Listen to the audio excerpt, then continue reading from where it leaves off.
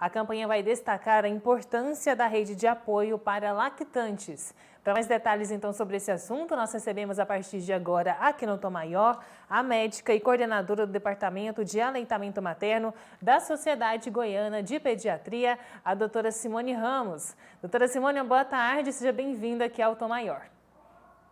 Boa tarde, obrigada pelo convite, por participar com vocês e divulgar essa semana tão importante, que é a promoção e o conhecimento sobre o apoio a essa mãe no aleitamento materno, que é a Semana Mundial de Aleitamento Materno.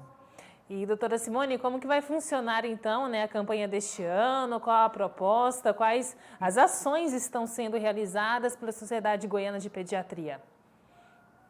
Bom, nós estaremos amanhã na UBS em Aparecida, promovendo uma roda de gestantes, tirando as dúvidas, falando sobre mitos e verdades de aleitamento materno. Teremos lives, serão pílulas de aleitamento materno, como o que faz mal na alimentação, quais são as crendices, quais são as fissuras, machucados, como a gente pode ajudar a mãe para ela ter menos problemas no aleitamento e como a gente pode, como pediatras, apoiar, informar e munir essa mãe de informação durante todo o seu período que ela vai estar com a criança, que nós desejamos que seja até os 6 meses em aleitamento materno exclusivo e até os 2 anos em alimentação complementar. Doutora Simone, por que também que o aleitamento materno ele é importante, tão importante assim para a saúde da criança e como a amamentação também ela pode até combater, prevenir a mortalidade infantil? Nós sabemos que a maior parte das mortes infantis acontece abaixo dos 5 anos de idade. E a grande parte das mortes abaixo de 5 anos de idade acontecem no primeiro mês de vida, até principalmente os 7, 30 dias de vida. E o aleitamento materno é o alimento ouro para esse bebê. Ele leva imunidade, ele leva melhora dos processos infecciosos, ele melhora alergias, ele diminui a incidência de diarreia aguda. Então, ele é um alimento ouro, ele é uma proteção para esse bebê nesse período, que é um período tão importante e tão povoado de infecções, como os primeiros 6 meses de vida, quando esse bebê ainda não tem uma imunidade pronta, quando ele ainda não recebeu todas as vacinas e quando ele está mais suscetível a contrair alguma doença. A proposta, a campanha vai destacar esse ano, doutora Simone, a importância da rede de apoio para as lactantes, Essa rede de apoio seria formada ali pelos familiares, os próprios também profissionais da saúde, que tem esse primeiro contato ali de explicar, de dar as orientações para as mães logo após o parto? A rede de apoio, a gente costuma dizer que o pai não é rede de apoio, O pai faz parte do processo de aleitamento materno. E a rede de apoio são as amigas, as avós, os grupos de WhatsApp, junto com as equipes inter e multidisciplinares, onde a gente tem o pediatra como um grande incentivador e que pode munir e empoderar essa mãe de conhecimento científico, as doulas, as consultoras de aleitamento materno, as fonoaudiólogas, odontopediatras, fisioterapeutas, psicólogas. Então, toda essa equipe que precisa estar ao lado, orientando, já que o aleitamento materno ele precisa ser aprendido, ele precisa ser estimulado. Se eu tenho uma criança que tem uma pele incorreta, ela pode machucar esse mamilo da mãe, a mãe pode ficar com medo de amamentar. Grandes trabalhos mostram que essa mãe, quando ela acha que seu leite está fraco, que o seu bebê não está ganhando peso, isso é um grande fator que leva ao desmame nos primeiros 30 dias de vida. Então, nós precisamos propiciar que essa mãe retorne ao consultório para pesar esse bebê, para que ela fique mais segura e consiga ter confiança que o melhor alimento para o bebê até os 6 meses de vida é o seu leite. Simone, quais são as principais dificuldades que surgem ali nas primeiras horas, nos primeiros dias após o nascimento do bebê? Quais são os principais motivos que levam, então, a esse maior risco de desmame da criança? A mãe, nos primeiros dias, ela tem toda uma alteração hormonal, que deixa ela mais triste, mais insegura. Ainda tem a questão da descida do leite. A pojadura que acontece entre o terceiro e o quinto dia de vida, ela leva a mãe, às vezes, a achar que o colostro, que é um intenso e importante leite para esse bebê, ela acha que ele é pouco. E aí, quando o bebê começa aquela perda natural até o sétimo dia de vida, ela começa a ficar insegura, achando que o leite dela está fraco. E aí, se ela não tem uma rede de apoio mostrando para ela que está tudo bem, que o bebê ele vai continuar a ganhar peso, que ele vai voltar ao peso de nascimento, que ele está bem, ela começa a ficar insegura. E se esse bebê, quando ele vai mamar, ele faz uma pega errada e leva uma fissura, ou leva uma mastite, ou ele leva a dor, essa mãe também fica insegura. Outra coisa que às vezes a mãe também fica com muito medo é a questão dela não saber também o que ela come, se pode fazer mal também para o seu bebê. Então, uma coisa que a gente precisa deixá-la muito tranquila, que não existe restrição alimentar para essa mãe que está amamentando. Ela pode comer de tudo, desde que seja saudável. Então, ela tem que comer bem. Se ela começa a fazer dietas muito restritivas, ela também vai ter problema com esse leite dela. Então, ela precisa se nutrir, comer, se hidratar. Isso também leva muita causa de desmame, porque a mãe, às vezes, ela começa a tirar leite, começa a tirar feijão, começa a tirar frutas ácidas. Então, ela começa a fazer dietas restritivas que vai fazer falta depois para esse bebê no leite materno que ele está recebendo.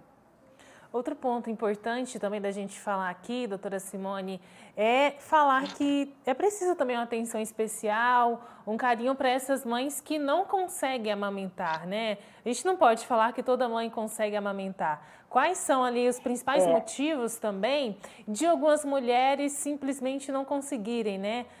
Esse período de amamentação, de produzir leite?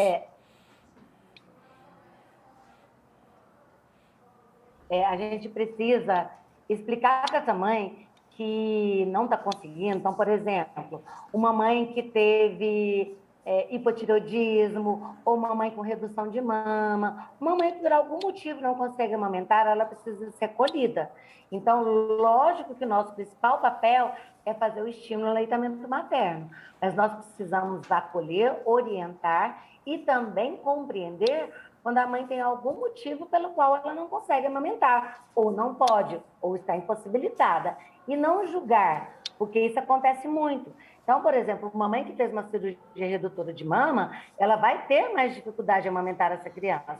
E nós precisamos acolher, orientar e, principalmente, dar subsídio para ela amamentar, se for preciso, por translactação, por sondagem. A gente precisa fornecer para ela informações para ela também não desmamar totalmente esse bebê nesses casos.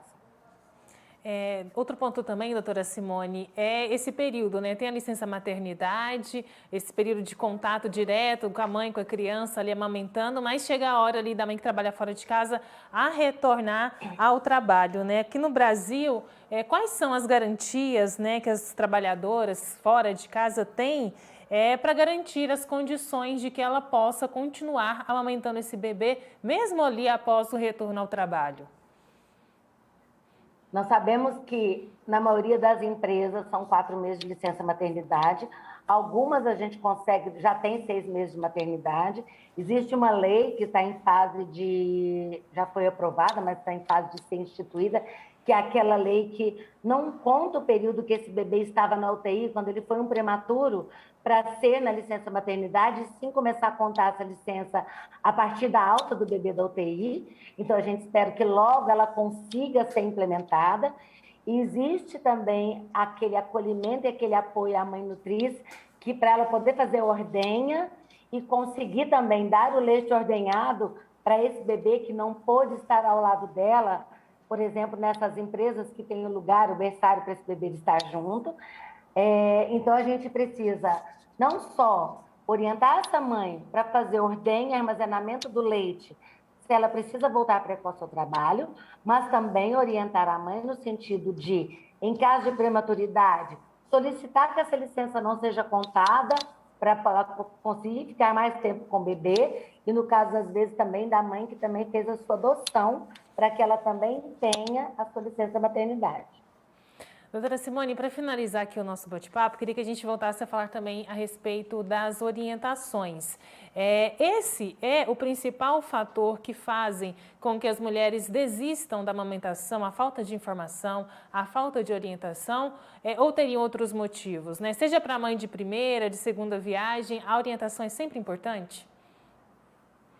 Eu acho que assim, nós estamos numa época de muita informação, mas às vezes nós temos muita informação e não conseguimos acolher, atender e entender o que está acontecendo. Então, essa mãe, ela precisa estar segura. E quando ela sai da maternidade, às vezes com uma alta muito precoce, com 24, 48 horas, às vezes esse bebê, a mãe precisa ter o seu retorno ao pediatra agendado para que ela veja que o bebê está bem, que o bebê não está com icterícia, que ele está ganhando peso, que está tudo bem, que ele tem uma pega correta, que se tem algum problema, que ele vá a alguma consultora de aleitamento materno, que pode ser o seu pediatra, ou uma enfermeira, ou uma fonoaudióloga, desde que ele esteja capacitado para tal, porque a mãe ela precisa ter confiança, ela precisa estar tranquila que seu bebê está bem. Então, se eu não consigo colocar e os 10 passos para estímulo ao aleitamento materno, um deles é o retorno dessa mãe ao hospital para que ela veja que está tudo bem. Então, essa mãe precisa de ter esse retorno agendado, porque uma das coisas que deixa ela muito insegura é quando ela demora muito a ir e ela acha que o bebê está perdendo peso, que ele está chorando muito, que ele está com cólica, que ele está com alergia ou que ele está com refluxo. Então, essa mãe precisa ter o seu retorno, o seu atendimento, a sua consulta pediátrica agendada, para que ela fique tranquila nesse retorno, para que ela possa amamentar exclusivo, que é a nossa bandeira, até os 6 meses de vida. Doutora Simone Ramos, muito obrigada pela conversa, pelos esclarecimentos com a gente aqui no Tom Maior. Até uma próxima oportunidade.